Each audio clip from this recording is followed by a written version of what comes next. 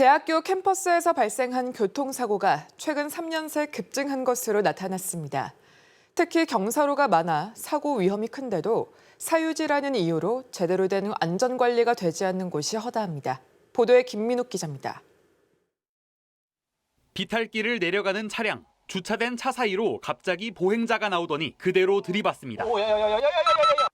차에서 내리려던 운전자와 정면으로 부딪히는가 하면 버스에 시야가 가려진 찻길이 충돌하는 아찔한 상황도 벌어집니다. 모두 대학교 캠퍼스에서 일어난 사고입니다.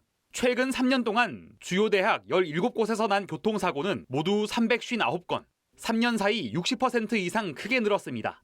사고가 가장 많이 났던 건 서울대학교인데 지난 3년간 126건의 교통사고로 47명이 다쳤습니다. 학교 안에 있는 도로입니다. 이 산에 학교가 위치해 있어서 이렇게 가파른 경사로를 따라서 차들이 오갈 수밖에 없습니다.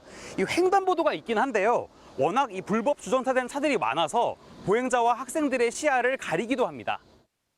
하지만 캠퍼스 내 도로는 사유지로 분류돼 일반 도로와 같은 관리 절차가 전무한 상황. 중앙선이나 횡단보도는 법적 효력이 없고 과속 방지턱이나 제한 속도 표지도 강제할 수단이 없습니다. 아무래도 신호등이 없다 보니까 차가 계속 오면은 아무래도 사람 입장에서는 좀 건너가기 어렵잖아요. 그래가지고 좀 기다릴 때도 많고 좀 뛰어가거나 그럴 때도 좀 있는 편.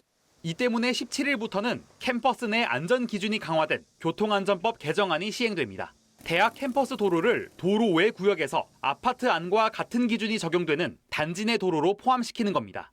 이에 따라 대학 측은 법령에 맞게 과속 방지턱과 교통표지판 등을 의무적으로 설치하고 지자체의 교통안전 실태 점검도 받아야 합니다. 교차로를 개선한다거나 교내에서 불법 주정차를 했다거나 속도 위반을 했다거나 자발적으로 관리를 해서 이 사람들은 한 달간 출입 정지를 시킨다거나 이러한 자구책들을 대학별로 자기 대학의 여건에 맞게 마련할 수 있지 않을까요?